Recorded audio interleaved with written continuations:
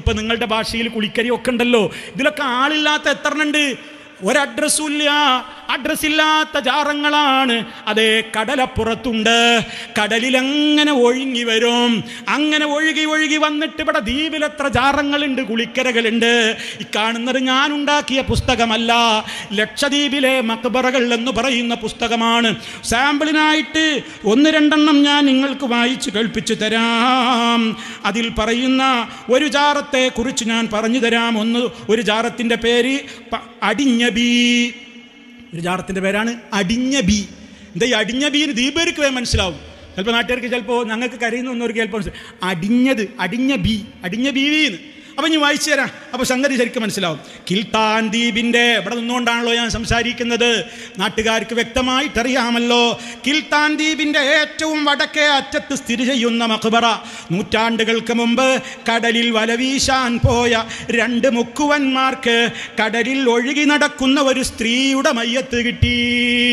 അതാപ്പോൾ തെളിവ്. വല വീശാൻ പോയപ്പോൾ ഒരു സ്ത്രീയുടെ മയ്യത്ത് ഇങ്ങനെ കടലിൽ കൂടി ഇങ്ങനെ ഒഴുകി നടക്കുന്നുണ്ട്. പല പ്രാവശ്യം അവരതിനെ തള്ളിവിട്ടു. കടലിൽ നിന്ന് എടുക്കുക ഈ തള്ളിന്. അത് വീണ്ടും ഒഴുകി വന്ന് അതേ സ്ഥാനത്ത് തന്നെ നിന്നു. അവസാനം അതെടുത്ത് ഓലക്കെട്ടിൽ പൊതിഞ്ഞ് കടപ്പുറത്ത് കുഴിച്ചിട്ടു. സ്ഥലം കാളിക്ക് ലഭിച്ച സ്വപ്ന സന്ദേശം അനുസരിച്ച് നാട്ടിൽ നടന്ന ചർച്ചകളുടെ ഫലമായും മറമാടിയ ആ മയ്യത്തിനെ എടുത്ത് കുളിപ്പിച്ച് കഫം ചെയ്തു. ഇസ്ലാമിക ആചാരപ്രകാരം മറമാടി ആ മയ്യത്തിൻ്റെ ശ്രേഷ്ഠത തിരിച്ചറിഞ്ഞ നാട്ടുകാർ അവിടെ ഒരു മഖ്ബറയും പണിതു. പിന്നീട് അതിൻ്റെ കൂടെ പള്ളിയും കൂടി.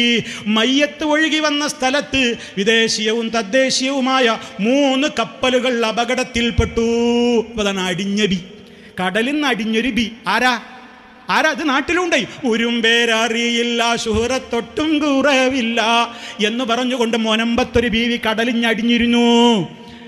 മുനമ്പത്ത് കടലിലൂടെ ഒരു ബീവി അടിഞ്ഞു വന്നതാണ് മുനമ്പത്തെ ജാറം.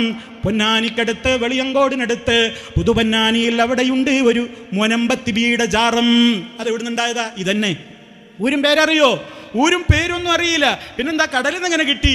ഏതോ ഒരു മൗലിയൊരു സ്വപ്നം കണ്ടു, ഫാത്തിമത്തു സൂറയാണ്, ആ പേര് വിട്ടു ഫാത്തിമത്തു സൂറ. അങ്ങനെ ഒരു ജാറുണ്ടാക്കി. ഇതേമാതിരി ഇവിടുത്തെ കാളി സ്വപ്നം കണ്ടു, ഇത്രേ കിട്ടിയ മയ്യത്ത്. ഇത് നല്ലൊരു വരുമാനമാണ്. ഇതെന്താ വരുമാനം? ഒരു വരി കല്ലിൻ്റെ ചിലവുള്ളൂ, ഒരു ചട്ടി സിമെൻറ്റും. പിന്നെ അവിടെ അങ്ങോട്ട് പച്ചയുണ്ട് പൊതച്ച്, സാമ്പ്രാണിയാണ് പൊതച്ച. നിങ്ങൾ തനിയാണ് ചെല്ലൂല്. ഒരു 4 ഏജന്റുമാരെ ദ്വീപുകളിലേക്കും കരയിലേക്ക് വൻകരയിലേക്കൊക്കെ വിടുക. എന്താണെന്നറിയോ?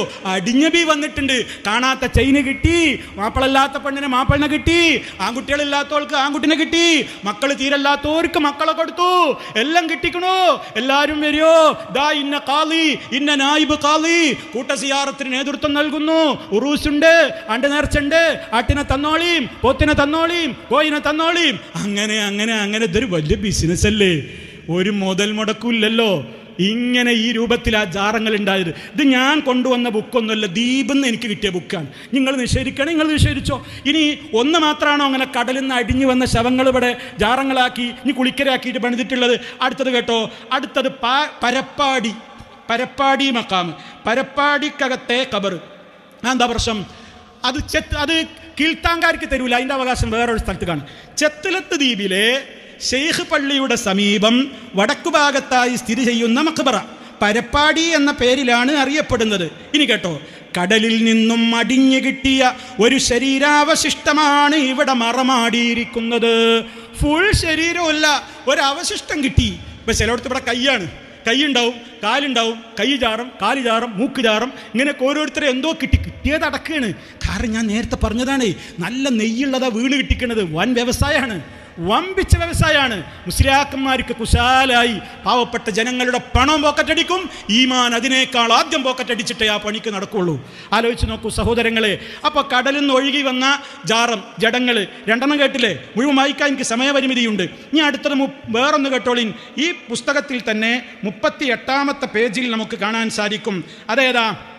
38-ാമത്തെ പേജിൽ കാണാൻ സാധിക്കുന്ന ഒരു ദർഗ, കവരത്തി പഴയ പള്ളിക്കടുത്തുള്ള മഖ്ബറ. അതിന് ചരിത്രം എന്താ? കവരത്തിയിലെ പഴയ പള്ളിയുടെ തെക്കു ഭാഗത്തായി അല്പം മാറി സ്ഥിതി ചെയ്യുന്ന മഖ്ബറയിൽ അടക്കം ചെയ്തിരിക്കുന്നത് അജ്ഞാതമായ ഒരു ഭൗതിക ശരീരത്തെയാണ്. ആളേതാന്നറിയില്ല, ഊരറിയില്ല, പേരറിയില്ല, ജാതി അറിയില്ല, മതമറിയില്ല. ഒന്നും അറിയില്ല, അജ്ഞാതമാണ്. ഒരു ശരീരം കിട്ടി, ഒരു ശവശരീരം കിട്ടി, കടലിൽ കൂടി ഒഴുകി വന്നതാണിത്. ഒക്കെ പിന്നെ കടലല്ലേ, കടലിൽ നിന്നൊഴുകി ഏതെങ്കിലും ഒരു ദ്വീപിൽ അടിയും. അപ്പം അടിഞ്ഞ ബിയായി, ഇത് അടിഞ്ഞ വലിയാണ്. അങ്ങനെ അടിഞ്ഞിങ്ങനെ വന്നു. ഈ ശരീരം ഒഴുകി വരുന്നത് കണ്ടവർ വിളിയൊച്ചയിട്ട് ആളെ കൂട്ടി അവരെല്ലാം കൂടി ഇതിനെ ഒരു ഭാഗത്ത് സംസ്കരിച്ചു. പിന്നെ പറയണോ? പിന്നെ അങ്ങോട്ട് പറയലല്ലേ കറാമത്ത്. അപ്പോൾ ഇതൊക്കെ ഈ വിധത്തിൽ. എന്നിട്ട് ഇപ്പോൾ ഇവരാണ് ദ്വീപ് മൊത്തം നോക്കണവർ. ദ്വീപിന് മൊത്തമുള്ള അഡ്മിനിസ്ട്രേറ്റർ നിങ്ങൾ വിചാരിച്ചാണെന്നല്ല, ഈ ദ്വീപുകളൊക്കെ മുഴുവൻ കൺട്രോൾ ചെയ്യുന്നത് ആരാ? അത് കേട്ടോളീൻ. ഈ പുസ്തകത്തിൻ്റെ 27-ാമത്തെ പേജിൽ നമുക്ക് കാണാൻ സാധിക്കും. എന്താണെന്നറിയോ? ഈ ദ്വീപുകളെ മൊത്തം കൺട്രോളർ ആരാന്നറിയോ? മലിക് മൗല. കണ്ടോ, ആളുകൾക്കൊക്കെ ഇവിടെ ഉള്ളവർക്കൊക്കെ നല്ല പരിചയമുണ്ട്. ഞങ്ങൾക്കിതൊന്നും അറിഞ്ഞൂടാ.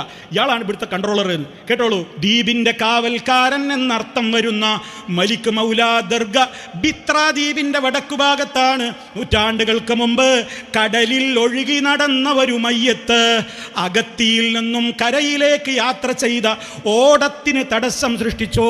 ഓടെന്ന് പറയുന്നത് കൊച്ചു കപ്പലിനല്ലേ നിങ്ങൾ പറയുന്നത്, ബോട്ടിന് അല്ലേ? ഓടത്തിന് തടസ്സം സൃഷ്ടിച്ചോ. അവർ ആ ഭൗതിക ശരീരത്തെ എടുത്തുകൊണ്ട് വന്ന് ബിത്രാദ്വീപിൽ അടക്കം ചെയ്ത് തിരിച്ചുപോയി. പിന്നീട് ബിത്രയിൽ വന്ന് മഖ്ബറ പണിതു. കണ്ടോ, മൂപ്പരാണ് മൊത്തം എന്ത് ചെയ്യുന്നത്? ഈ പ്രദേശത്തെ മൊത്തം കൺട്രോൾ ചെയ്യുന്നയാളാണ്, ദ്വീപിന്റെ കാവൽക്കാരൻ എന്നാണ്. മൂപ്പർക്ക് അത് വിട്ടുകൊടുത്തുക. ഒക്കെ അടിഞ്ഞ ബികൾ, ഒക്കെ അടിഞ്ഞുകൂടിയ ശവശരീരങ്ങൾ. പ്രിയപ്പെട്ടവരെ, ഇങ്ങനെയുണ്ടോ? എവിടുന്നോ കിട്ടിയ ഒന്ന്. ആരാന്നറിയില്ല, മനുഷ്യനാണോന്നറിയില്ല, പോത്താന്നറിയില്ല, പട്ടിയാന്നറിയില്ല, പൂച്ചയെന്നറിയില്ല, എന്താന്നറിയില്ല, മുസ്ലിമാണോ എന്നറിയില്ല, അല്ലേന്നറിയില്ല. ഇത് നിങ്ങളെ ദ്വീപിൻ്റെ മാത്രം ചരിത്രമൊന്നുമല്ല. വൻകരയിൽ, വൻകര എന്ന് പറഞ്ഞാൽ ഞങ്ങളെ കേരളത്തിൽ അപ്പുറത്തുള്ള സ്ഥലങ്ങളിലും ഒക്കെ ഇങ്ങനെ ഒരുപാട് ജാതനങ്ങളുണ്ട്. ഇന്ത്യയിൽ പലയിടത്തുണ്ട്. ആരാന്നറിയില്ല.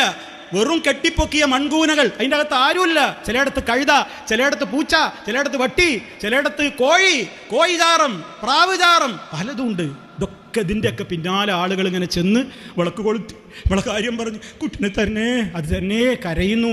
എന്താ ഭക്തി! ഇതല്ലേ സഹോദരങ്ങളെ ഈ സമൂഹത്തെ നിങ്ങൾ മാലപ്പാട്ടുകൾ പാടി ഉറക്കി കിടത്തിയിട്ട് ഈ ശിർക്കൻ ആചാരങ്ങളിലേക്ക് കൊണ്ടുപോകുന്നതിനെതിരെയാണ് ഈ പാവപ്പെട്ട പ്രവർത്തകന്മാര് ദ്വീപുകളിൽ തൗഹീദിന്റെ ശബ്ദം മുഴക്കിക്കൊണ്ടിരിക്കുന്നത്. അതല്ലാതെ ഞങ്ങൾക്ക് നിങ്ങളാരോട് എന്ത് പ്രശ്ന? പ്രിയപ്പെട്ടവരെ, നിങ്ങൾ രക്ഷപ്പെടണ്ടേ, ഞാനും രക്ഷപ്പെടണ്ടേ, നിങ്ങളൊക്കെ രക്ഷപ്പെടണ്ടേ? ഈ വിശ്വാസവും കൊണ്ട് പരലോകത്ത് ചെല്ലുക. 5 നേരം നിസ്കരിക്കുന്നവര് നിസ്കരിക്കുമ്പോൾ പറയാ, അല്ലാ നേരായ മാർഗത്തിൽ നീ ഞങ്ങളെ നയിക്കണേ. ഏതാ നേരായ മാർഗം? നബിമാര് സിദ്ദീഖ് ഇവരൊക്കെ ഈ പണി ചെയ്തോ? ഇവരൊക്കെ ചെയ്ത പണിയാണോ ഈ ചെയ്യുന്നത്? അപ്പൊ സഹോദരങ്ങളെ, അപ്പൊ ഇതാണ് ഇവരുടെ ജാറങ്ങളുടെ സ്ഥിതി.